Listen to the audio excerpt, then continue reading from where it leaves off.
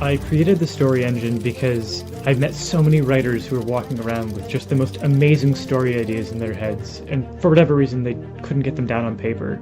I wanted to design a deck of cards that would let writers create their own writing prompts in their own style.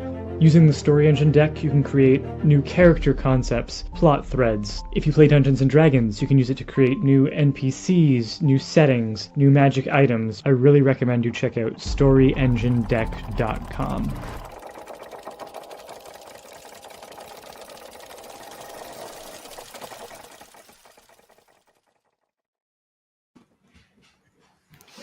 Hi everyone and welcome to TBRCon 2025. This panel is Fantasy Trends over the Last Decade and Where We're Headed Next. I'm AJ Calvin. I'm the author of the Kayan Legacy and the Relics of War series, a reviewer for FanFi, and the moderator for this session. So I will allow the panelists to introduce themselves. If you could say a little bit about the subgenres of fantasy that you write and maybe some of the inspiration behind it as well. Hi, I'm David Green. I live in Galway in Ireland, but I'm the secretary of the British Fantasy Society in my spare time. I write epic fantasy. I have an epic fantasy series out called Empire of Ruin. I have an urban fantasy series as well, and I have a cozy fantasy series on submission with my agent, which is fun times for everyone.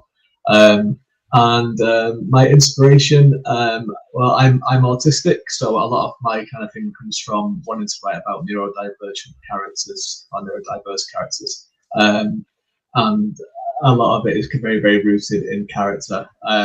But that one of my favorite kind of character writers in fantasy is J. Abercrombie, which I love all of his books. But ultimately, you can see behind me, I have this lovely blanket, which is a map of Middle Earth. So I'm a huge Lord of the Rings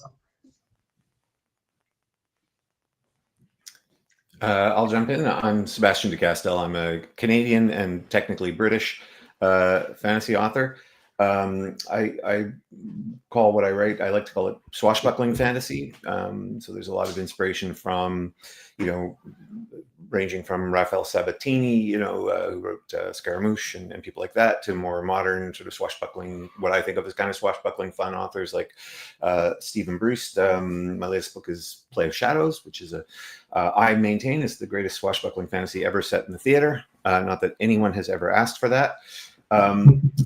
And that's kind of where I sort of derive a lot of my writing from sort of those traditions and those sort of kind of romantic idealist works like that spawn like The Princess Bride or every Errol Flynn movie you ever saw.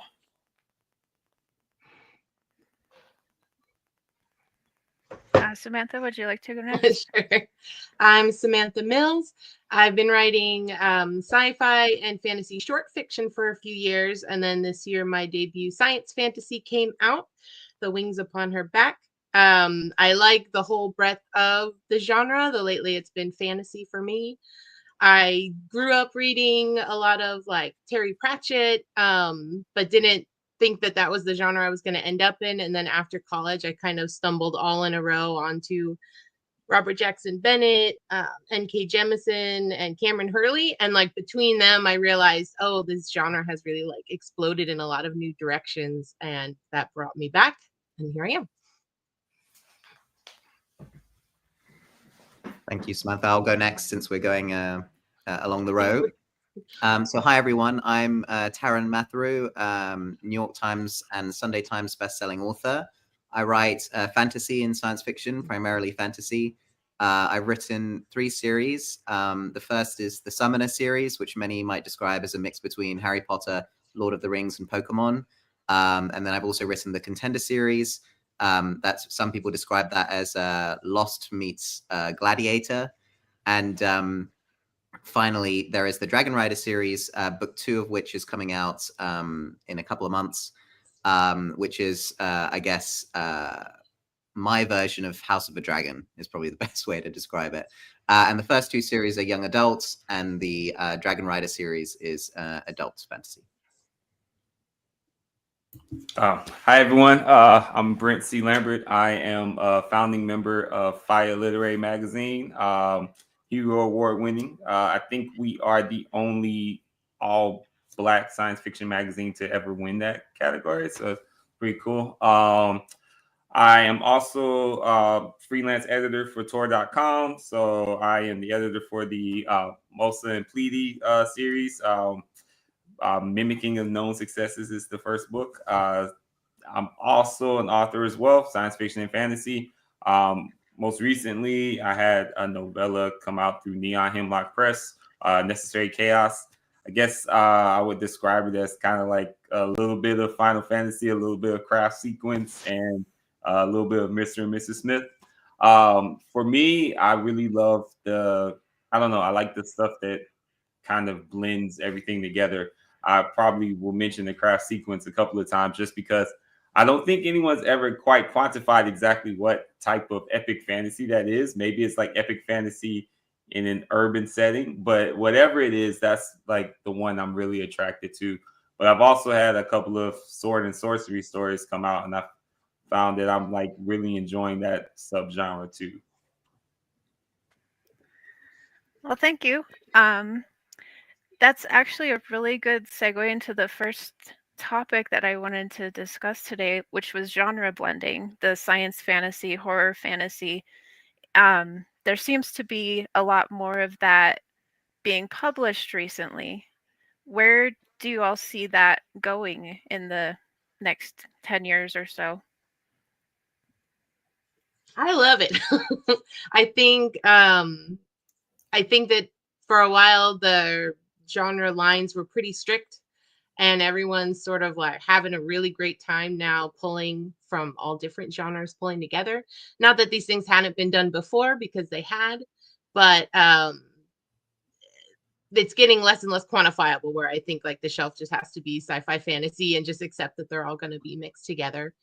People are doing different time frames where it used to be like heavy on medieval, but as things move up technologically, folks are finding inspiration in later time periods. And so you'll have something like the Divine Cities books by Robert Jackson Bennett, where it's very firmly fantasy, but also they're driving in cars, and that's fine.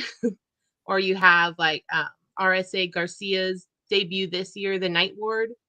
It's more of science, so that gets quantified as fantasy. But then when you have like science fiction in the fantasy world, suddenly it's science fantasy. So hers is a fantasy world, but there are elements of this almost alien technology happening. And I'm interested in where we call one fantasy that's set in a later period and where we call it science fiction in the fantasy. But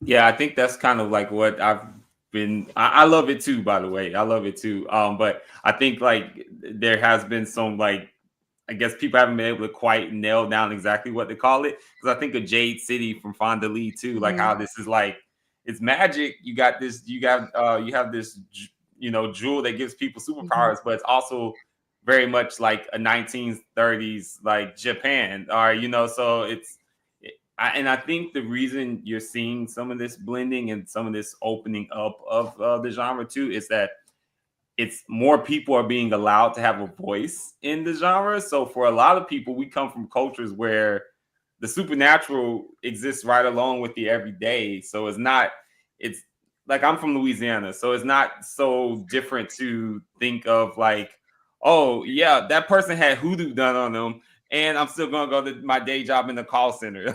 So yeah, I think as you allow more people to speak and have a voice in the genre, you're going to see those lines continue to blur and not be really as quantifiable, because for a lot of people that's just how they exist in their everyday.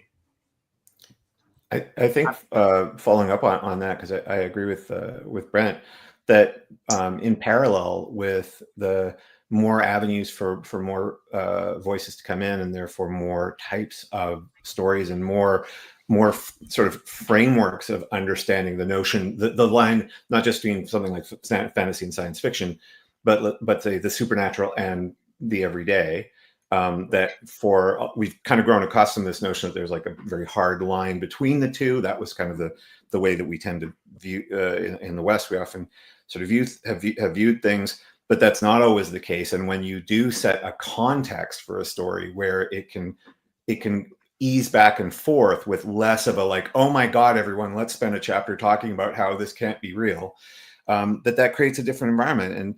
And I think one of the things that's also kind of helped that that expansion of the sort of spectrum of subgenres and types of stories is this is one of those rare occasions where fragmentation of audience is probably a good thing, because the fact is, like, at the end of the day, it's readers who ultimately decide what is going to succeed and find an audience or not. And I noticed sometimes I went to a great convention years ago. It was an indie author convention, and even though I'm entirely traditionally published, I went and they were wonderful. And I watched this panel, where the author would say, "I write," I think she put it as BBW, big beautiful woman, dragon shifter, fated mate, erotic fantasy, and had it down to this like very precise, sort of very kind of almost like rigid or firm definition, because there's an audience that absolutely adores that set of specifications. But then there's audiences that adore lots of other things. But then there's also this other audience that I always think of as kind of the Worldcon audience in a way, which is people who love fantasy, and so they've read their Tolkien and their Anne McCaffrey and their Octavia Butler, and but now they kind of want to go beyond that. So it seems like often new readers to fantasy and science fiction want to start at a place of relative certainty. I kind of know what I'm going to get in this book. I watched Game of Thrones. Now I want something kind of like that. But then after a while, I want to kind of be able to expand out. And we seem to have a place now where you can have both those realms, like fantasy and science fiction, are very open to new readers who want something that from their perspective is grounded, that they understand. But there's also room for people who've read thousands of novels in that arena and really are craving that. Like, I just want something new. I'm going to put my business hat on here a little bit, and maybe speak to the fact that this wouldn't really be as possible as it is now, this idea of mashing up genres, were it not for ebooks and this idea that your book can be categorized in multiple categories. And that's something that you really do need to think about when you mash up genres. Now, there are some that go well together and people don't mind, like horror fantasy, those go relatively well together, but fantasy sci-fi, that is tricky. And I'll explain why. When my first book, the Summoner series, was pitched to publishers, my agent and other agents who are looking at it were very happy that it had a crossover appeal to adults, because they said this can be sent to both adult publishers and teen publishers to see which wants to pick it up. That's more potential clients that might want to publish it. But that's great for age brackets. But when you get into mashing up of genres, where does that book get stocked in Barnes and Noble?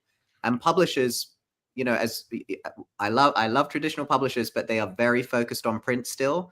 And I think ebook is often sort of disregarded. Their bread and butter is print, and that's their advantage and their oligopoly. But anyway, my point is that I would say what I've seen, a trend that I've seen, is where authors establish themselves with a bread and butter, straight down the middle, easily recognizable, easily placed book, high concepts generally. So you establish yourself with that mainstream appeal, that mainstream book that's not that experimental. And then when you have an audience that you've built in, you're with a book that might be difficult to place on a shelf in a Barnes and Noble or a Waterstones or wherever country you're from. That's when your publishers will give you that leeway, because you have that built-in audience who are willing to, trust in the writing, perhaps more than this broken genre convention that you're introducing. That's just my view. So I think it does tend to come from the authors who have that audience who can afford to experiment, because I do think mashing up genres is a disadvantage when it comes to going to Barnes & Noble and saying, hey, we've got a fantasy sci-fi, and they're like, where's it going on the shelf? And they're like, it could be both. That is a difficult conversation to have. I'm glad I waited till I went last, because what I was about to say actually goes off what Taran said quite well. I think, I'm watching, I have a 7-year-old at home, and he is obsessed with space. And so he decided that he wanted to watch Star Wars because he'd seen it around and what have you. It's like, it's set in space. And I was like, okay, we'll watch Star Wars. And then as we're watching it, he's enjoying it, but he's like, well, how can they do magic? And how is it that they're able to travel between planets like straight away? And how's this? And it's like, well, it's a fantasy. It's just a fantasy set in space. And he's like, oh, is that like the stuff that you write? I was like, yeah, but I don't set mine in space for set on, but it's the same kind of things. And I think, high genre blending has always been a thing, but people used to hide it a little bit more because of what Taran was saying in terms of like how easy is it this to sell to not only an audience but for the people that have got the money that are letting people release these things, and they have to be able to look at something and understand it straight away. But I think people are getting a little bit more bold with it these days in terms of like not having to hide the uniqueness about their book or whatever it is these days, because there's so many books coming out and there's so many writers and there's so many different avenues that people want to see what is unique about the book. We've seen so many different types, like how Sebastien was talking about his swashbuckler set in a theatre. That's unique. It's something that's like, oh, okay, well, I know I like swashbucklers. I've never read one that's set in a theatre before. That's great. That's something new. But it's also something that they know that they like as well at the same time. So I think it's that kind of getting that kind of savvy of saying, well, you know that you like this, but here's how it's a little bit different. Here's how it's a little bit unique. To kind of just stand out from the crowd a little bit more. So I think there's an element of push and pull between, trying to make it accessible and making it people understand, but also saying, well, it's a little bit different. And that's where, like, anyone who has been on submission with or querying with agents or submission with publishers will know that, like, that all important pitch line or the comp titles of, like, how is it like this, but then how is it a little bit different from this as well at the same time. Well, I just toss in there that's one of the dangers I think that we as writers and also readers face, is that sometimes there's the phrase you always hear, right? The same but different, right? Game of Thrones is really popular. Give me the same but different. And in that context, sometimes what's really being asked for is the illusion of difference.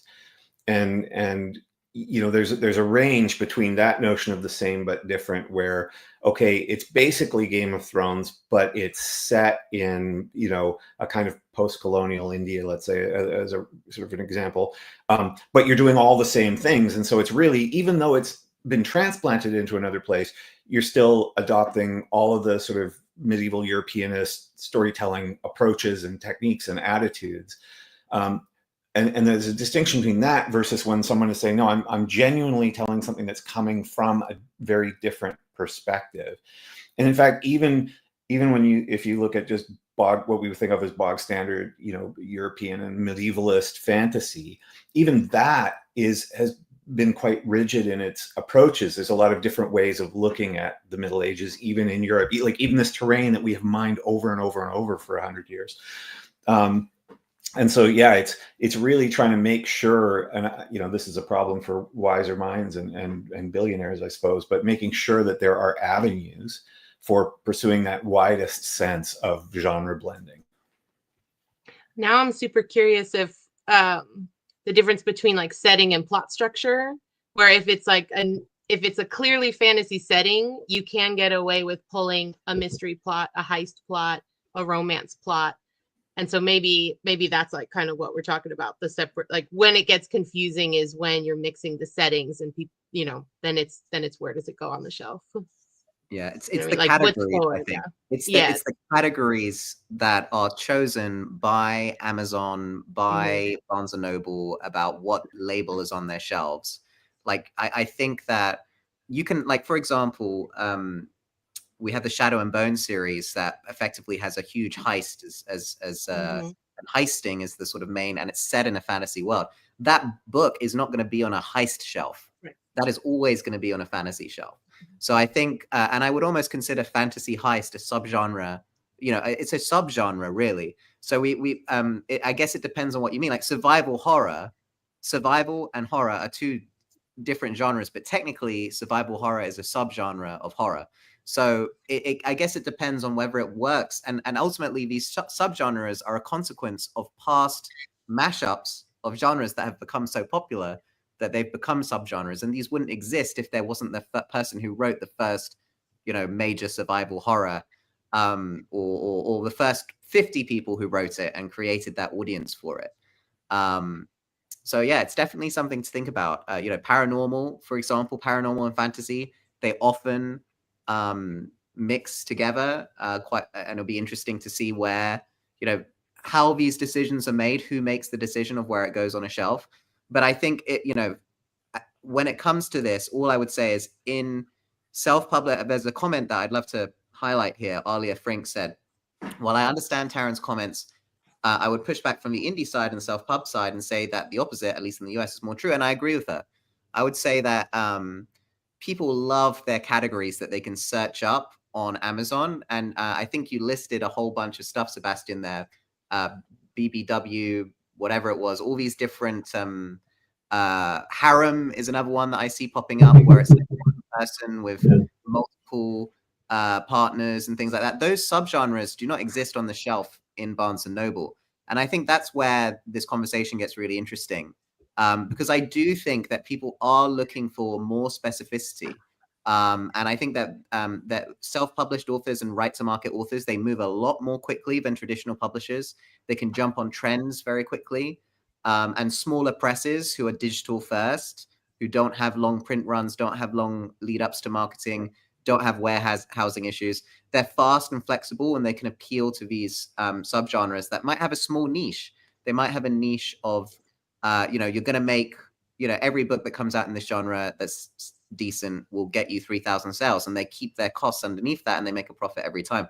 Well, a traditional publisher may not be able to do that because of their overheads and because of their base cost of creating a book. Sorry, I run a small press called Portal Books as well. So that's why I thought I'd raise that as well. So I do agree with Alia. I do. That was really a good transition point into the next topic, which was subgenres.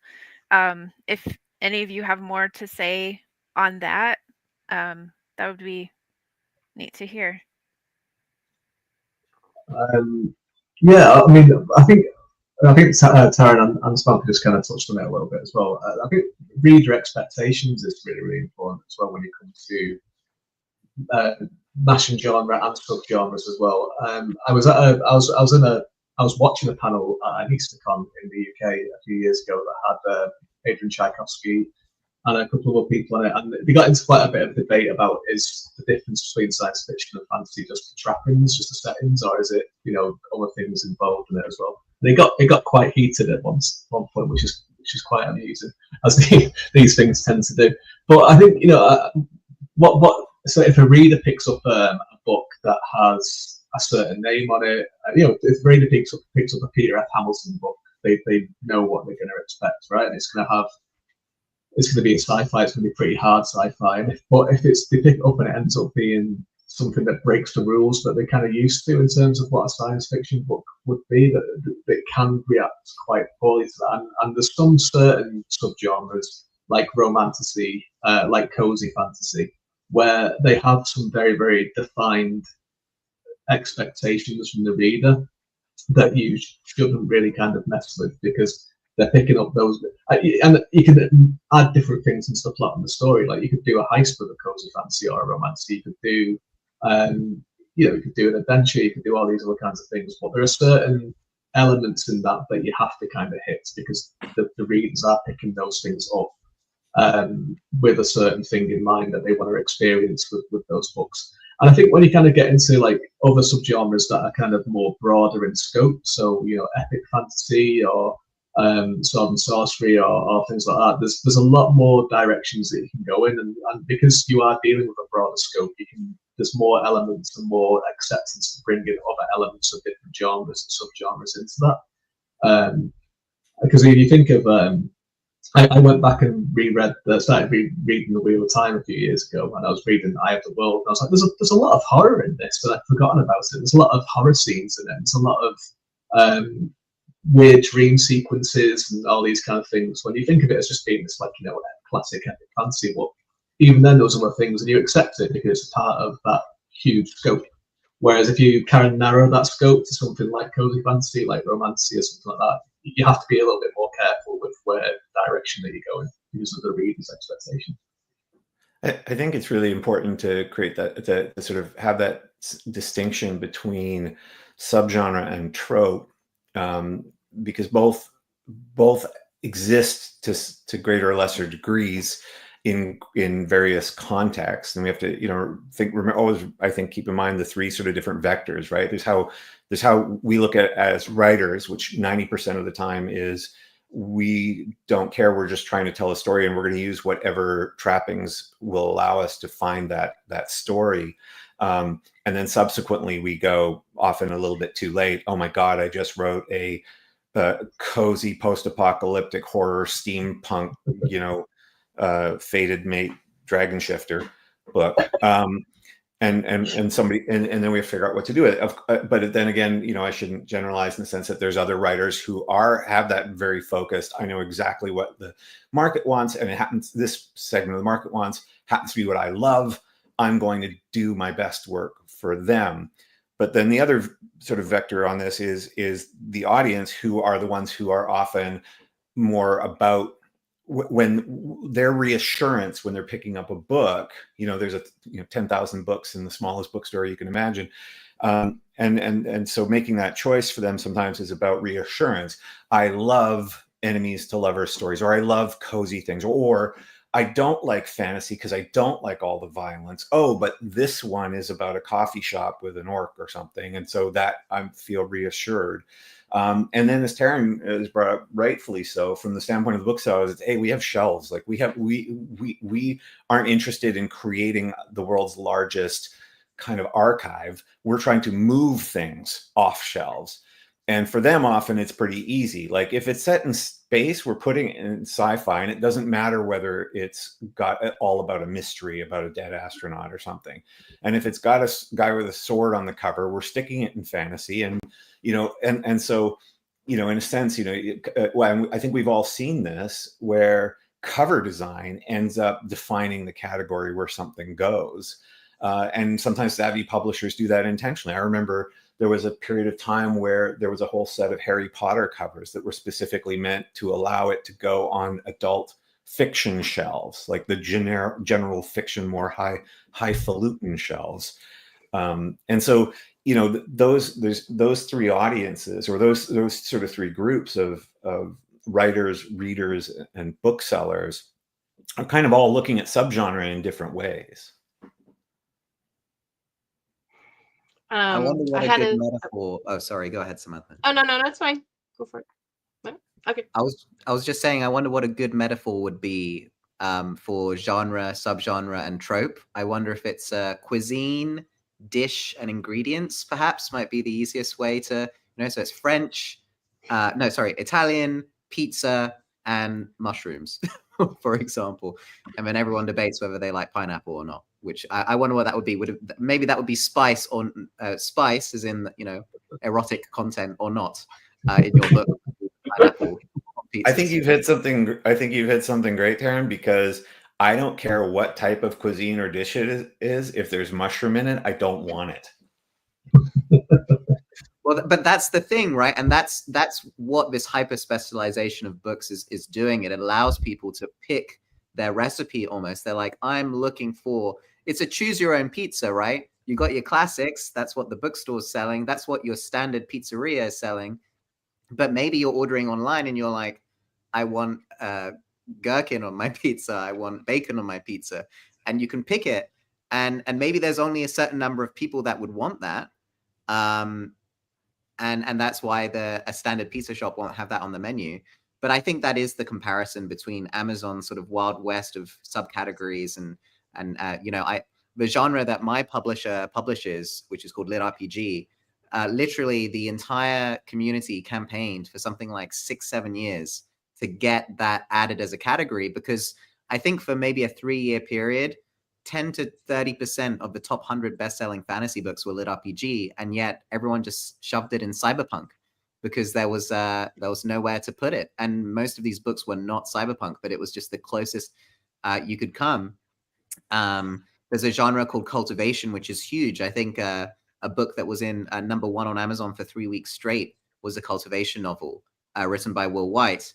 and yet it has no category of its own, despite it, again, cultivation making up something like 10%, 20% of ranking fantasy. So even on Amazon, you have to think carefully about these are genres that sell millions of copies, and they still don't have their own subcategories and subgenres.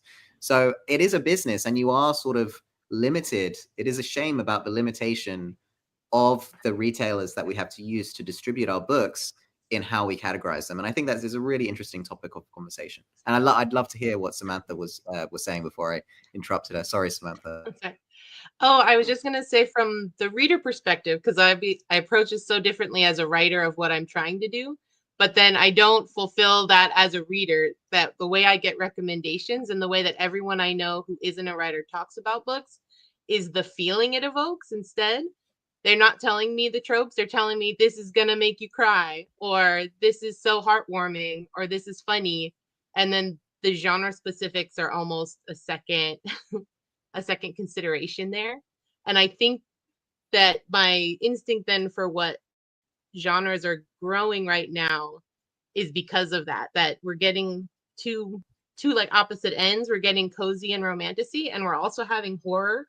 And I don't think it's a coincidence that they're both growing at the same time. And I think it's that we're entering, at least in the United States, like a really chaotic period here, and people deal with that in different ways. There's like the escapist instinct, and there's the validation instinct of I want to see the bad thing and be reassured that I'm not imagining this. And it can be, the same reader having different moods. Like I'll be like, oh, I want to read the very grim book about autocracy and feel, pumped up, but then it's okay, I'm going crazy and I need to read something very sweet just to go away for a couple of hours. So I think I was just going to say, Samantha, I saw on, I think it was on Reddit, there's actually a subreddit for cozy body horror, which I don't know what kind of mood you have to be in to want to read cozy body horror, but like fair play to you. Let's go for it. I would like to see a room filled with the people reading that just to see what they're like. That's quite an unusual one, isn't it? Well, there's John Wiswell's book that came out this year. Is that the one you saw? It's Someone You Can Build a Nest In, and it's kind of a romance, but also it's a monster that incorporates parts into its body. It's that, but it's fun. Yeah. But I would call it more like there's gushy stuff, but yeah, the feeling you get at the end is that heartwarming feeling, not the grossed out feeling. I thought it was really interesting what you touched upon there about how people are looking perhaps more for escapism, depending. I mean, it's interesting how genres spring up from world events and world goings on. Like one thing I'd like to highlight, for example, is that The Hate You Give, that sprung up from a concern that was prevalent in the United States, and it created its own genre, basically, and it actually made fiction a lot more accessible to a lot of black authors who were struggling to break through the gatekeepers. And I think it's interesting that grimdark has seen such a downward spiral over the last 10 years in terms of its popularity in the fantasy space. And I wonder if it's because of people, not wanting more grimness in their lives, because the world is becoming a more expensive and more war-torn and unhappy place. So that is a very good, very, very insightful of you, Samantha. Thank you. Just jumping on that with cozy fantasy in particular, obviously, because that became quite big, during the pandemic, I suppose, and it speaks to that. Well, people were looking for something that was heartwarming and what to expect. But I think also, in terms of people that are writing cozy fantasy in particular, obviously when it came over to the West, because it was something that was quite big in the Eastern literature, particularly in Japan. When it came over to the West, it's kind of the a lot of writers that are writing cozy are queer writers, they're neurodivergent writers, and it's a way for us to kind of explore characters that are like us that you don't really get to see very often as protagonists of stories. Like the one I have on submission is an elderly autistic map maker. He's not a hero, he's not an adventurer, he's not like somebody who's you'd think of. He's very unusual. And there's a lot of kind of me in that character. There's a lot of my son who is also autistic in that character. And it's kind of looking at, I think Sebastien mentioned it before, it's about how you look at the world in a different kind of way. And I think with Cozy in particular, it became such an appeal to neurodivergent and queer authors, where it was like, it was a safe space to explore identity of characters, to give characters a voice, to show other readers how this is how we view the world, this is how we experience the world. And I think with Cozy as well, what ultimately those stories are about found family and about people finding their place where they belong in the world. And that's what people from underrepresented areas genuinely go through life, feeling like they're looking for somewhere where we belong and where we feel safe and people that are like us. So with that one in particular, it was a perfect kind of rise there at the same time, where people in the world were just looking for some kind of safety and guarantee of safety. And then you had a lot of these kind of writers that were like, I want to write about my experience. And it was this perfect kind of merging of them both, I suppose. I'm curious what, because I think of all this, Brent, you're the one who edits and so sees how writers are changing and adapting. Like because I only live in my own little world as a writer, I'm curious what you see as when you're seeing other writers navigating this. So it's interesting because like most of the writers I work with, they just can't consider genre or subgenre. They also have to consider what they look like and who they are when they're writing these stories, right? Like certain people don't get to, well, I don't want to say don't get to, but their reception of them writing a certain type of subgenre is not the same, right? I often think of Get Out and how pretty much unanimously Black people are like, this is a horror movie. This is horror. Whereas you had white people like, oh, I think it's psychological thriller. Oh, I think it's like, and it's like, no, this is a horror story. Why don't you get it? And I think that's, the considerations that like a lot of writers I have to work with, they have to think about. I know in particular when I was working with Malka on Mimicking Known Successes, one thing she was very firm on and I supported her with is like, we're not italicizing any words, right? Like you're going to get these cultural blends while you're also getting a sci-fi romance mystery story. And I guess what I'm seeing with the writers is that they just have to, there's a lot more considerations because I tend to work with people of color. Like they can't just go in and think like, oh, I want to write this subgenre. They also have to think about, and you see it with, unfortunately, you see it with women when they have to use a pseudonym, because if they're writing an epic fantasy, it doesn't matter how epic it is and how much non-romantic whatever it is, it's going to be called YA. Someone's going to see it and well, this is a YA book, So I guess for when I'm thinking about it, it's always a lot more than you can't do. Most writers, especially if they're marginalized, just can't simply go, I'm going to write this genre, I'm going to write this subgenre. They have to consider their identity and how it's going to be received when they write it. You kind of blew my mind with the thing about Get Out because because of how it connects to what Samantha was saying, that that often people are consuming entertainment to get a feeling, and the notion that you get two completely different feelings. I now feel like I have to re-examine myself, because I was thinking about another Peele film, more recently. I can't remember what it was called, but I remember thinking, oh, this is great because sometimes I find horror a little too disturbing, but this is a little more, cozy-ish. And you've just pointed out to me that like actually it's not remotely cozy-ish if you're coming from a different perspective. I found it really interesting, David, that you talk about cozy fantasy. You've mentioned it a few times. Are you familiar with Travis Bagwell's work? Sorry, Travis Baldry's work. Yeah. So the reason I bring him up is because, well, other than he's actually one of the preeminent audiobook narrators for Lit RPG, believe it or not. He's the most in-demand Lit RPG narrator in the world. And some of his books, the books that he's narrated, have sold millions of copies. But what I find really interesting is how an author can come into a genre and basically create a new subgenre just from the sheer success that individual book. I mean, Twilight, as an example, came in and suddenly we got Vampire Diaries and, you know, hundreds and hundreds of other vampire books coming out at the same time. What I found really interesting about Travis's work is that he really did establish that genre in a way that gave other people who wanted to write that genre an excuse to. And I do wonder sometimes whether marginalized authors or very original authors who have their very firm vision that they aren't willing to bend to make their story more mainstream, more palatable to the mainstream, more commercial.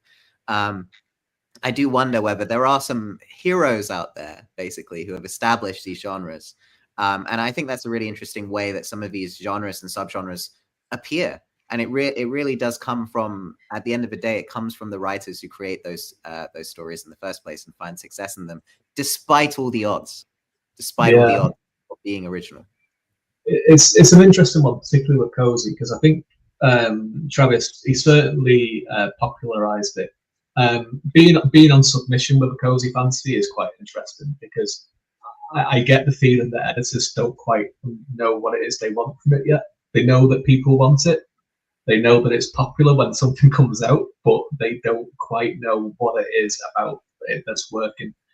Which is why you're getting quite a lot of ones like Travis's book that was big in indie first, and then they were like, "Well, we'll buy this," and we'll, you know, because he self-published it originally, and then Tor bought it.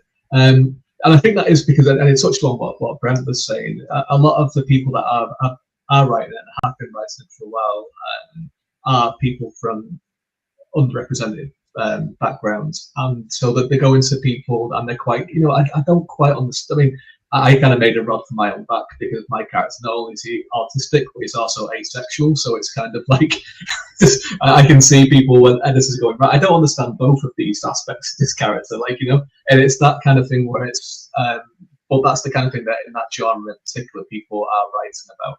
And you do get someone that comes along that I think, you know, mainstream wise is seen as quite a safe bet, and it popularizes something. And then there is that kind of thing where, I mean, and you say we saw it with Twilight, the amount of the Hunger Games, another one.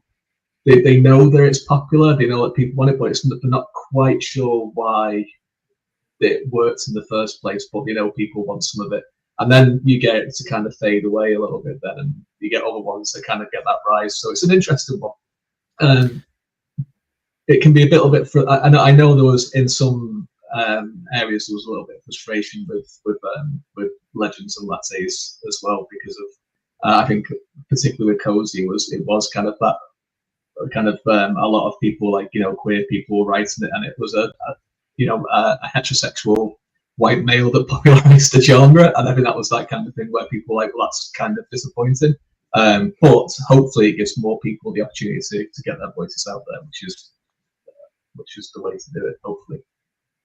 Well, that usually tends to be the way with trends, though, right? It's like it's the marginalized people that said it, and they lay the groundwork for it.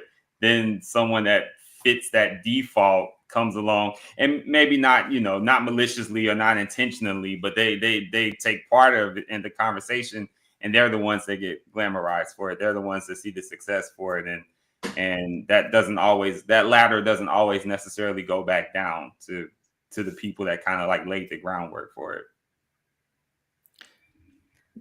Yeah, I wanted to address a couple of the questions we've got so far.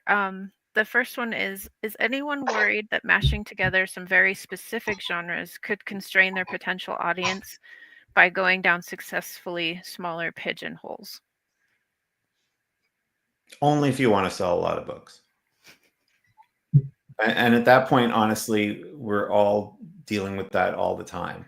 Like I am pretty much the most overrepresented identity in this space. And I write things that to me feel very, in a sense, conventional, which doesn't in any way diminish, you know, they're to me, the value of those stories or the excitement of those stories.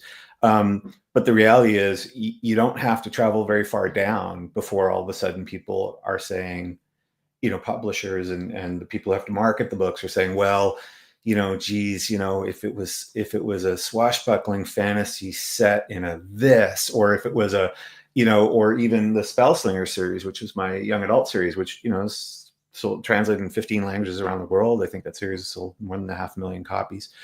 But still, the fact that it isn't about a guy progressively getting more and more magical powers was kind of like a thing, right? And so you're kind of always running into that a little bit. And one of the things I think that we have to remember is we perceive an inherent value in something being different and especially something being new. But that doesn't mean the audience always perceives in that. And to Brent's point, I think, one of the challenges there is, I will see people continuously saying, I love queer fiction. Queer fiction is the greatest. And I feel like I'm mostly seeing heterosexual cisgender people saying it, but great. But the reality is if you take, any given group or any given identity within the space of what we think of as queer, you get progressively smaller and smaller numbers of people who themselves identify that way. And so there's always going to be an advantage if you have a Western literary tradition where the readership is predominantly middle class and upper middle class, and predominantly white, and predominantly heterosexual, like predominantly people that look like me. Or actually, it's not even true me anymore, because it's vastly more women that are reading and writing books and working in publishing. But that means that when identity becomes a focus of the story, you're going to have this problem where a smaller and smaller group of people themselves identify with that. And as Brent said, the term default is the exact right term, because if you don't, if I write a book, my first novel, Trader's Blade, Falco is never described, not in any way, shape, or form, but everybody assumes, and I suppose correctly, although I never thought about it, that he is white, looks a certain way, this sort of thing, and so that kind of creates that default is always sort of the safe one. So if you're doing, now we're doing this new thing, cozy fantasy. Well, if it's the default, that's safer. If it feels safer for people to jump into, where they would be more cautious if the book said right on the cover, this is neurodivergent, et cetera, these things, right? Somehow, I mean, that's, I remember talking to Evan Winter about this, wrote Rage of Dragons, which is a, fabulous book. And literally one of those books where, like, I remember I was going to be on a panel with him. I was only going to read like 10% of it. So I knew what he was writing about to get on the panel. And I ended up not doing any of my work because I read the whole book. And it's set in a more sort of, African inspired fantasy realm. Like, there's not a white person to be found in it. And I was just pulled in. It's incredibly easy to see yourself as Tao, as the characters going through that. But he had said, he as a kid always loved reading all of the big epic sort of medievalist Europeanist fantasies, and could kind of put himself in the place of those characters, because that's the nature of that sort of default identity that we've constructed. But he really wanted to write something for his kid, that his kid would more directly see himself. So I think that's always going to be that challenge, that default always makes it easier for something to popularize. I think this is a topic. Oh, no. Okay, all right. Well, I was just going to that point. I think it's hard for me, especially as an author, and I'm sure other authors probably maybe feel the same way. It's like I just can't assume I'm ever going to blow up in a way where I'm going to reach a ton of people, just because ultimately who I am is going to turn a lot of people away no matter what I do. Like, I could probably write the most stellar prose in the world, but they see a Black person and it's like, I can't connect. I won't connect. I'm not going to even read it. And so I have to kind of take that brutal consideration and ultimately decide, okay, am I going to try to write the market and write something, spend years potentially writing something I'm not pleased with in an attempt to hit the market, or am I going to do something that reaches the audience that I want to reach, and maybe potentially somehow have reached a bigger audience from it and not have felt like I wasted my time? And so I think ultimately the kind of and if you hear it from like N.K. Jemisin talked about it, Octavia Butler talks about it, Tanana Radu talks about it, where we all went through those periods where we wrote white characters or we tried to write to the market, and it was the most soul crushing thing, and you didn't find success from it. You still didn't, you did it and you still didn't find any success. So I think for me, it's I have to write for the audience I want to write for, which includes myself first, and then kind of hope maybe it spreads out from there. But at least if I do that, I can live with myself at night. Yeah, all that. I was gonna say the audiences are out there, and the challenge isn't that they don't exist, it's getting connected with them. Because you can see, we were talking earlier about indie publishing, how incredibly narrow these categories can get and still be successful. But in traditional publishing, everyone I know has stories about editors saying, this was amazing, I loved it, I don't know what to do with it. Like, marketing doesn't know how to sell this. And that, I think, is a top-down problem of diversity in the industry, not the author level, where I pulled up some stats earlier, and it's still about 75% white. It's like 70% women, 70% straight. And so you get people who don't know how to reach the audience that these books, so they'll be like, I recognize this is great, and I don't know where to put my ads up, and so they don't know how to sell it. And then you'll also have some sci-fi publishers that are doing this spaghetti approach, where they are getting tons of debuts every year from a lot of different backgrounds, and they throw them out there with not much marketing support to see what sticks. Like, can the author find the audience themselves? And then if it falls flat, they go, well, that didn't work, we'll try a new batch next year. So we get people talking about diversity in publishing, and they'll look at like a single year's numbers and go, oh, this many authors were white, this many weren't, or straight, or gay, but I'm more interested in like who gets a second deal after that. So it's a different set the next year, and you'll say, oh, the number went up slightly or it went down a little bit, but it's like completely different people. So yeah, I think they're out there, but it's, do you have the support that is helping you connect and helping grow those careers? I don't think it's, I think that people are writing stuff that people want to read, and it's not getting to them. I do think that publishing is quite, the taste of traditional publishing is very much driven by the editors who are the acquisition editors in publishing. And unfortunately, it's quite a homogenous group of people. Women,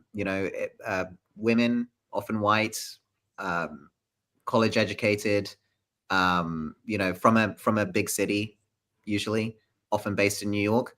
Those are the tastemakers of what Americans read. And it does result in some very skewed statistics, but as a consequence. For example, what percentage of speculative teen fiction do you think had a male protagonist in 2019? I know the answer. I think it was 8.5%. Oh, yeah. So less than one in every 10 teen fiction books in the fantasy and sci-fi space have a male main character. And that is because, and I've experienced this myself, these editors will say, boy books don't sell. I don't really know what appeals to teenage boys. Someone else will pick this up. But the problem is, when you have an entirely very, very homogenous industry of people, they're all the same kind of people with similar interests, not to lump everyone together, but we have to generalize here when we're talking about this. It's resulted in a disenfranchisement of an entire generation of teenage boys, in my opinion. So I would like to see some diversity in acquiring editors in particular. I'd like to see the people who make these decisions look different. And, when I go into a meeting with the entire team, it would be nice if it wasn't all white women in their 30s in sundresses, because that is ultimately what you're seeing most of the time. And I would just love it if we had a more diverse group of people choosing what books end up on shelves. And I think we'd end up with a lot more variety in all sorts of things, not just race and gender and sexual identity and gender identity, but other things like genre mashups and things like that, purely by having a vastly varied group of people with different tastes and opinions on what's a good book. Yeah, if I could jump in on that just a little bit. I think one of the things, it's interesting, I had years ago when I worked at I taught at a film school, And our director of marketing is a friend of mine, said the job of the marketing department wasn't to reach an audience, it was to create a customer. So it doesn't matter what the thing is you're creating, you're making. If there will almost never be enough customers for it, you have to figure out how do you create a customer. And I think one of the things that creates the problems that we encounter is because everyone's always trying to go, how do I, quote, reach my audience? That carries a presumption that there is an audience that is big enough to do what you need to do. And the question that I think we have to look at in terms of fiction, and we're starting to see that. I run into the same thing Taran has, which is, I think one of the reasons Spellslinger ended up being so successful for me was partly that librarians, and somebody in the comments mentioned libraries, which are a massive market, which are the greatest market. They are the greatest creator of readers that we have. That librarians were constantly going, oh, thank God, I've got a book for boys to read after they finished Harry Potter, because they finish Harry Potter and they don't want to read anything else. They stop reading around age 13, and there's not a lot for them. And I know Summoner series, Taran's series was also something that librarians could go, okay, I've got something for these, because librarians are wise and they don't want the next generation of teen boys to grow up to be Andrew Tate wannabes or whatever else, or to feel it like their only two choices are this strange passive sort of creature that's kind of amorphous, but is certainly not toxic masculinity driven or entirely toxic in every way, shape, or form. But we have to think about, how do you create customers, or how do you create readers and markets for things? Because sometimes there's things, nobody wanted an Apple computer with a mouse until they figured out how to build that market, and it took a while, and Apple lost a ton of money when they were doing that, but now that's what we all kind of live in, and trying to create a market, create a reader who can look at a book and say, oh, it says it's about a neurodivergent character on the front, or it's about an African-American character on the front, and not feel that, well, that's not me, right? Like that requires the creation of that person. And I have no clue how we get there, but it seems like part of the route is making sure the opportunities exist, making sure people feel welcomed into books that might not fit their identity somehow. I mean, that's again why I mentioned, I don't know that was what Evan was trying to do with Rage of Dragons, but for me, that's part of what he did. I just felt welcomed into that world somehow. And so we're going to have to do some of that to get people to see themselves as, I don't have to look like or be like or have these attributes in order to want to read these things. Well, so you go ahead, David. Okay, I'll be really quick. I think one of the things, just building off what both Taran and Sebastien said, I think one of the things that kind of becomes a bit of a roadblock for that is that, particularly when I'm thinking like of the UK publishing scene, which is obviously a lot smaller than the people that are in it. It's a lot smaller than the US ones. You get to kind of know all of who the editors are and all this kind of stuff. There is an increasing amount of diversity in the editors in the UK publishing scene, but once you get past that level of editors, it is very, very much what you'd expect it to look like. And also, when you're kind of talking about genre, a lot of them don't read science fiction and fantasy. And these are the people that are people that are in charge of marketing. There are people that are in charge of PR.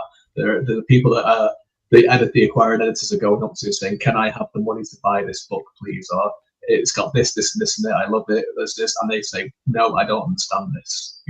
I know a publisher at one of the big UK ones that says most of her time is trying to explain to middle-class men in their 50s why this dragon book is different from this dragon book. Right? Because they just don't. They know Lord of the Rings, they know Game of Thrones. That's it, right? They're probably not even ready for them. And so this is where it kind of, you can bring in as much.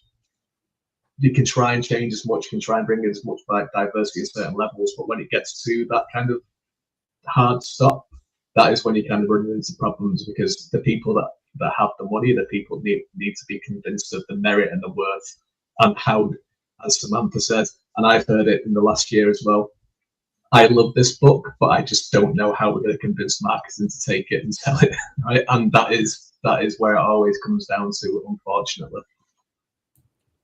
And so that's perfect, because what I was going to kind of add here is that I think if we're going to see some of these changes, editors, agents, a lot of these gatekeepers have to let go of this idea of loving something. I think you see it all the time where, like, I didn't love it. Okay, was it good? That should be what was it good? Is it, if it's good, do your job and sell it. Or I can't connect to it. Do you need to connect to it? Is it good? Like when I took on Malka's book, Mimic Unknown Successes, I don't think I would have picked that book up if I saw it on the shelf, because it's not necessarily something I read. But when I read it, I was like, this is a good book.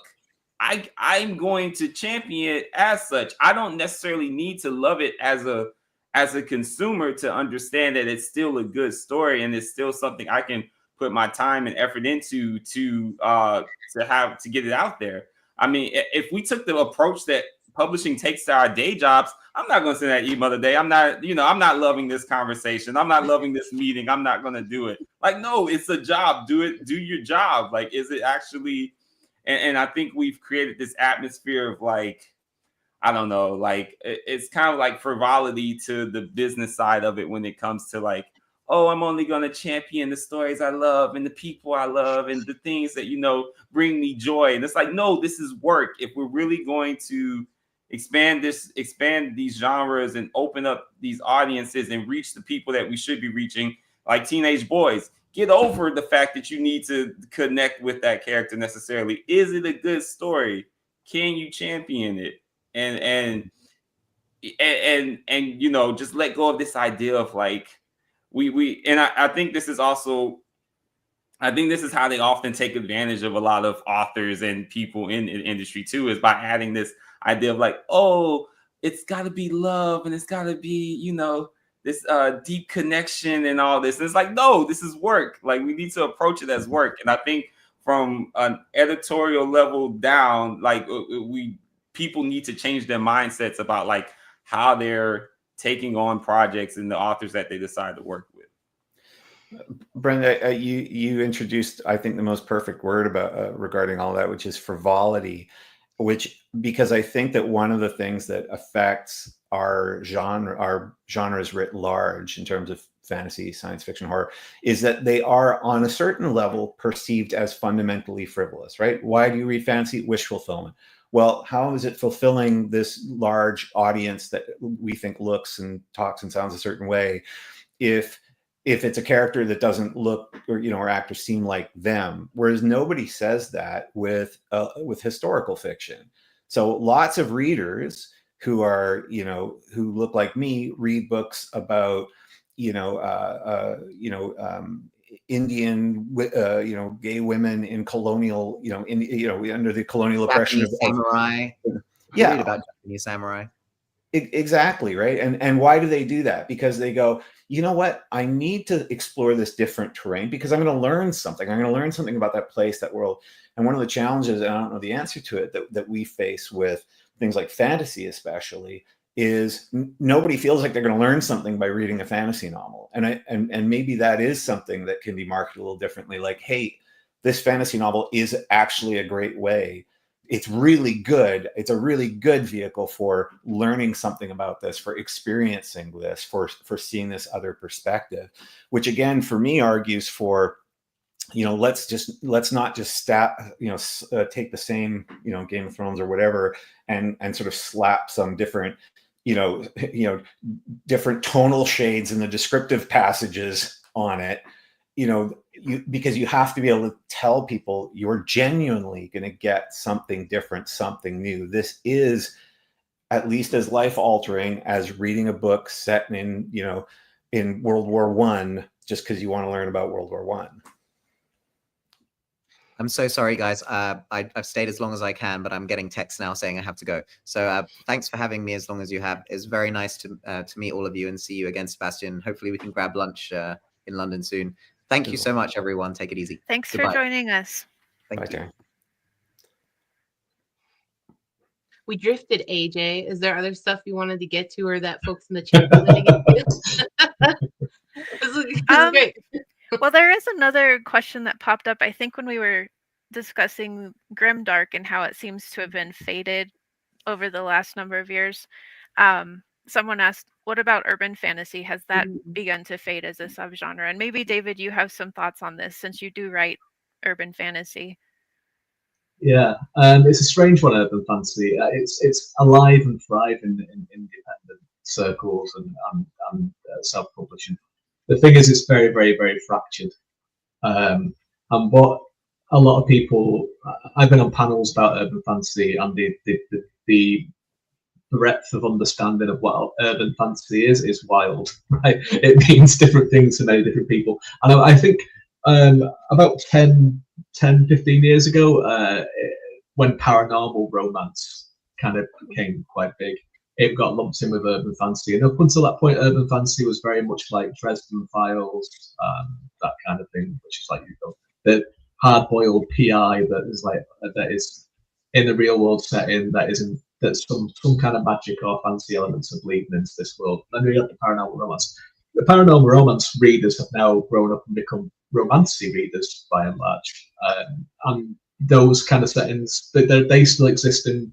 There's a lot of urban fantasy romancy in independent publishing and self-publishing, and it does so well. Like there's the reader groups and everything that people, I'm sure, that are watching, they've seen the books that do so well from it. In terms of traditional publishing, I think it's one of those things where it's, you know, you have a couple of ones that are very kind of big, like still Dresden Files and everything, but there's a tendency, I think, where with urban fantasy, when they tend to do quite well, they get reclassified as not fantasy. And one of the ones that I always kind of think about with this is Ben and Altovic's Rivers of London series, which was, the working title was Wizard Cops. So, you know, it was pretty, you know, that was what it was meant to be, but because it did really, really well and it became a bestseller, you find it in crime sections, you find it in, you know, in different areas of the bookshops. And it's really, really funny. Again, I've been on panels where librarians talk about the classification of that series in particular, and it gets quite interesting because there's lots of fantasy elements in it. It was going to be called Wizard Cops at one point, but it's, you know, it's not seen as, because it's successful and because it's a thing, it's seen as something else. So yeah, it's a funny one. Urban fantasy, you know, if you go on to I'm sure Taran would have had a lot to say about it as well. If you go onto Amazon and look at all the different categories, there are so many different subgenres of urban fantasy, because it's just so wide now. And I think it is one of those things where for traditional publishing, it's become so wide that they find it quite hard to define exactly what it kind of is.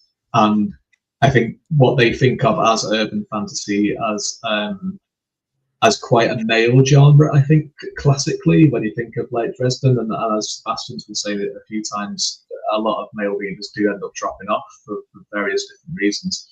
So it's kind of lost its focus at traditional, but yeah, there's so much of it in self-publishing and indie, and it's a lot of it's really, really good. I'm gonna disagree with David about one thing about the origins of urban fantasy aligning with Dresden Files, because for me, like urban fantasy, you know, which sort of came out of the early 80s and stuff, you know, books like this one, Moonheart by Charles Delaunay, where these are these stories which kind of blew my mind because they were fantasy, but they were about the intersection between mythology and the urban setting. And so the character of the city was a crucial element of what made that fantasy happen, as opposed to, well, we're just going to situate it in any big New York City, or sorry, any big American city, and then there's going to be wizards and werewolves and stuff in it. This was so much more textured, so much more kind of coming from that place of saying, what is the role of our sort of mythic past within our kind of modern context. And so I kind of love that stuff. And then it kind of got co-opted a little bit, like that genre heading got co-opted. And yes, I do always have a couple of good books handy just in case of emergencies. I'm an old man, what can I do? That's my era. But you know what and then the reason why that kind of bugs me that happened is going back to what we were talking about earlier, one of the virtues of urban fantasy is because it would take the idea of an existing city and a mythology. That was a really good space for people to go and do something new and go, okay, but it's modern New Orleans, or it's modern this, and it's this cultural tradition that is coming manifest in there. And you do get that feeling of, I am going to learn something about this, even though I'm going to escape into this interesting fantasy domain. And so once it sort of became, for me with urban fantasy, there were two kind of conglomerations that happened. And one, I think Dave's right, was Dresden Files, where everybody goes, oh my God, this is successful. Let's narrow this category down until it's just, noir dude, wizards talking like noir characters, investigating things where, I don't know, doing whatever they do. It's all, I'm sure it's all lovely. But then those guys kind of got hosed, because then it became someone going, well, actually, how about a female character in this world? And she's dealing with, a werewolf guy who's hot for her, or turning into coyotes, or turning into this thing or that thing. And those books, a lot of were wonderful. But then there was this collapsing, and oh my God, no, that's what urban fantasy is going to be now. And so nobody, ends up remembering, other than us devotees, poor Charles Delain and Moonheart and Newford and all these sort of great things. But I'd love to see that re-expand outward, because I do think that's a space where you can blend lots of interesting modern cities with lots of different cultural traditions, and people go, okay, I'm ready to dive into that and see what happens. I think it's happening a bit, but the advice I heard amongst people querying agents is to call it contemporary fantasy, because urban fantasy has been so pigeonholed that it evokes all of that. So if you're not writing that, but you're writing in the modern world with a speculative element, it's contemporary now. And it opens up more publishers too, because of that crossover appeal of, it's not really fantasy. It just maybe has a little fantasy in it. And so if you're writing just like epic and space opera, we're kind of locked into the same dozen imprints, and then some small press. But if you're writing contemporary, you actually kind of open up all the other publishers that want to dip their toes in it without going, full wizard. So I think it is there. It's just like disguised now. Yeah, and I just feel like there's such an opportunity there too, like especially because I think especially with urban fantasy, you think of like the same three cities, like New Orleans, which I love. I mean, I'm from Louisiana. New Orleans, Chicago, New York.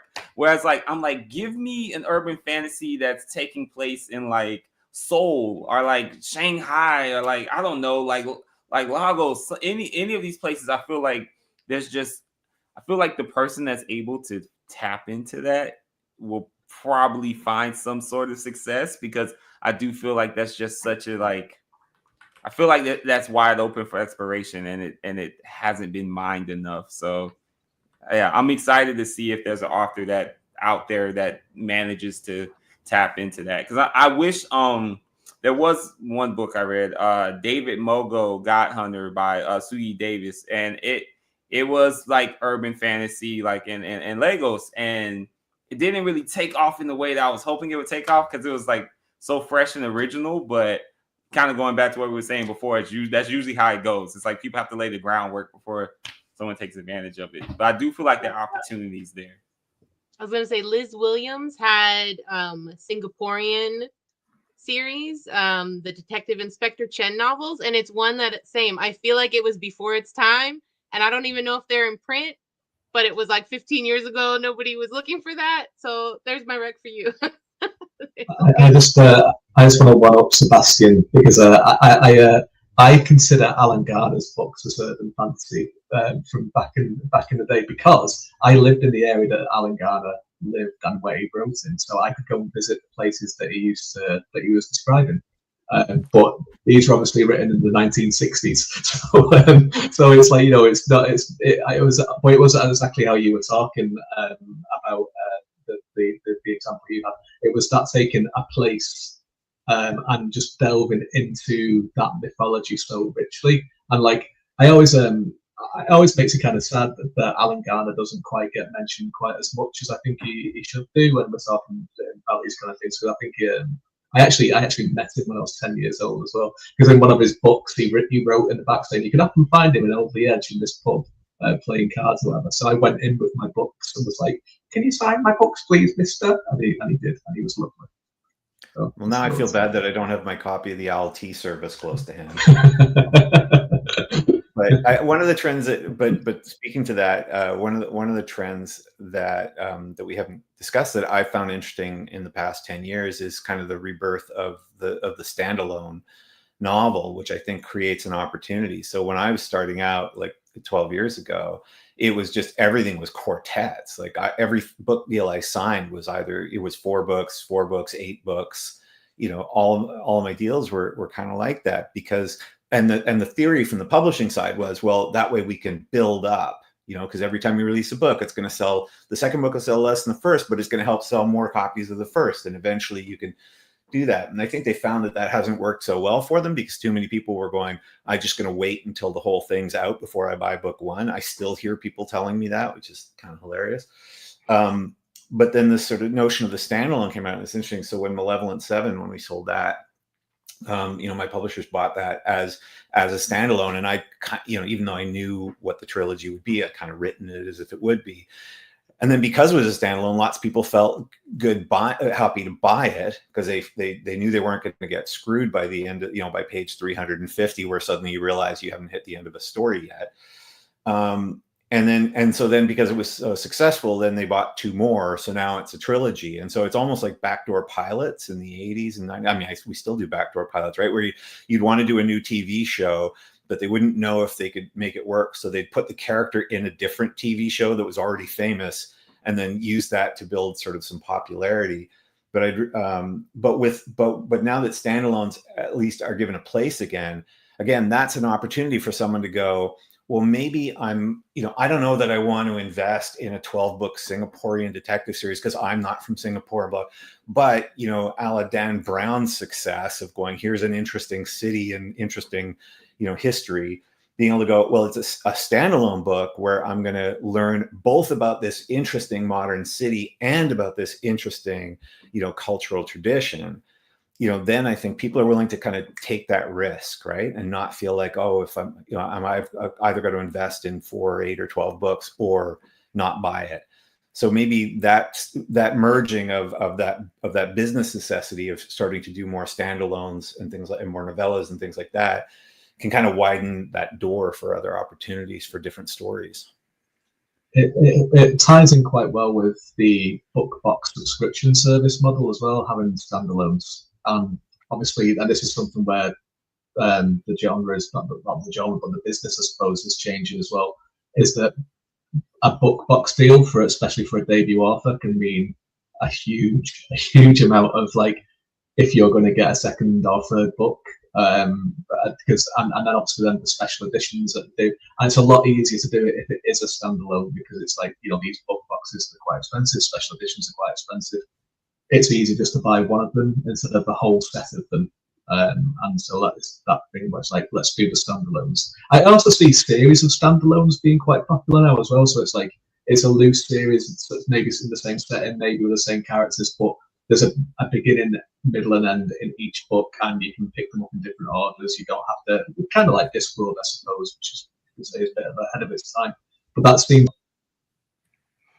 I think it's also like, I think part of it that's playing into that trend from what I've noticed, at least, and like talking with writers, is that it's just better economics for the author too, because like these 3-book contracts are like screwing authors left and right in terms of like they're writing a 3rd book that they know is dead on arrival, and you know, and so I've talked to a lot of authors. They're just like, you know what, I'd rather do the standalone, have that sell, and then, you know, try to see if maybe they want more, or I can do another standalone and get that picked up. And that feels like a better investment of time and energy versus, you know, you're getting bad accounting on a 3-book contract, and you're kind of basically doing work on a book and a half where, you know, it's not reaching anyone. So yeah. I've dealt with that experience, and it is remarkably depressing to be writing, book 3 on something where, just because of whether it's COVID or something else, the launch of book 1, didn't sort of find its audience and stuff. And I think the thing that keeps publishers going, because with those, is the hope of, well, maybe if it becomes a TV series one day or something, which sort of happened to me with a series like the Argosy books, which are sort of the spin-off from the Spellslinger books, where just for whatever reason, launch and stuff, even though people tell me, oh my God, Spellslinger series is my favorite series ever. I wish there could be books about various Parfax. And I'm like, there are 3. Just go pick, and they don't even know that it exists yet.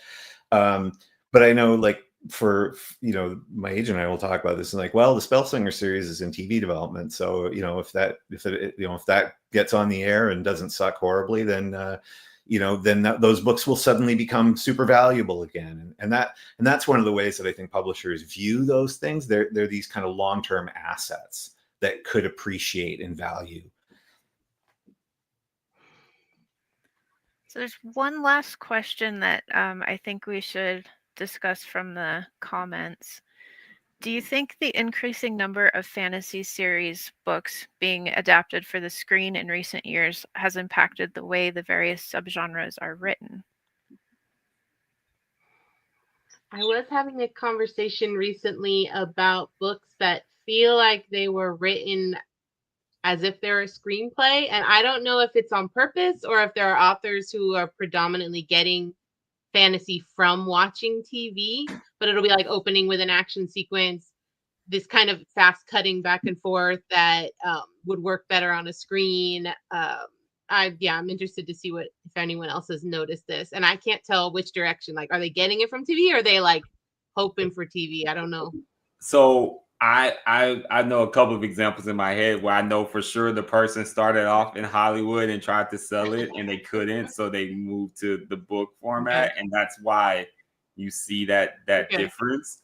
So I think that's part of it. Like, you see the same thing with, like, in indie comics too. Like, a lot of people will create an indie comic because they're hoping it gets picked up, as opposed to like actually loving the medium. I think you can always pick those people out, though, if you just look at their social media. If they only ever talk about their book and never mention anything else about anything in the genre, that's probably a culprit. But so I do think it's affecting us in that regard, in terms of people who view the genre as a vehicle to, like, get into adaptation in Hollywood. That's kind of like a back door. I don't know necessarily if it's affecting those of us who, like, love the genre and came into the genre from a place of having read the books, and that's what made us want to move into it. But I don't know. I'd be interested what everyone else thinks. Oh, sorry. Go ahead, David. No, go ahead. Go. I'm still formulating thoughts, so you go ahead. Sure. So I've had 2 series picked up for film and TV: the Greatcoat series, which was my first series, and the Spellslinger series. And then they've been renewed various times. And I think, I can't remember who I was talking to once, an author who'd been around for a while, who's like, it's like having an annuity. Like, every 18 months they have to give you like 10 or 15 grand, and you just buy something nice with. It's often a lot of fun. Like, I love the producers who acquired the Greatcoats. I love the producers who acquired Spellslinger. I enjoy, like, talking to them and watching as they're sort of developing things. And I remember, I think the writer for Greatcoats said through the producers, how he loved, they loved working with the Greatcoats books, because it's like you could just lift the dialogue right off the page. It was like, like built for TV. And of course, that was never my intent when I wrote it. I had no such idea. But to that question earlier, I think a lot of writers today, even if they love fantasy from books, have developed their sense of pacing and timing from television, from films, some from video games. And so that it is a different sort of way of looking at it when we talk about sort of cinematic writing, that some of it comes from that, whereas earlier writers were being influenced by different sets of things. They weren't quite as influenced by by the, you know, the especially the way modern television works, right? Because remember, old movies looked like old plays, but just with cameras in front of them, right? Long shots, beautifully done. And if you write a book, if you just watch like 10 plays and then write a book, you're going to write something with a certain kind of pacing and flavor to it. But if you watch, you know, but later TV shows were influenced by music videos, where people discovered that kind of rapid fire pacing and tons and tons of shots, that people could absorb them, and it created a sense of excitement and made you feel like you had to keep staring at the screen. And so we start writing that way too. And so I think that's part of what's kind of created that shift in style. Yeah, I completely agree. It's interesting that kind of when something comes out that's big. I mean, again, the speed that Trav can react to isn't quite fast enough. So the stuff that comes out, like say when The Witcher came out or whatever. But in terms of self-published and indie, you were seeing a lot more kind of like Monster Hunter books that came out, certainly. But I think what Sebastien touched on there, video games, I think, are the next thing that people have been influenced by from writers. Because you get a lot of people like, you know, I'm 41. I grew up playing video games, you know, watching movies, but video games are a huge part of my life. And you know, I think about stuff like one of my big influences for my epic fantasy series was Dragon Age, because you know I was in my 20s when that came out. It did things that I'd never seen in fantasy before, and I was like, yes, I love this. This is fantastic. And I know I think in April, MH Iron does a book coming out, which is, she says, is just Final Fantasy VII set in Africa. And it's all about summoning ancestors, and it's just basically, she was like, I wanted to be able to do that I did in Final Fantasy in the book, right? So you're getting a lot more of this kind of influence coming in. But it's funny how things can kind of change around, because I was a big Malazan fan back in the day, and still am, I suppose. But I always laugh at the fact that like Gardens of the Moon was written as a TTRPG first, and it was the game, and then it was a screenplay, and then it was. And I always kind of think of like how the book is. How did that work? What part of that was a screenplay, and how were they going to try and do it? It just boggles my mind. I would love to see the screenplay version of it, but I'm very happy that we got the book version of it anyway. Well, we are out of time, so thank you so much for the panelists for joining us today, and everybody that watched the live stream, commented, and I hope you find some more panels to watch for the rest of the week as TBRCon continues. We will see you next time. Bye.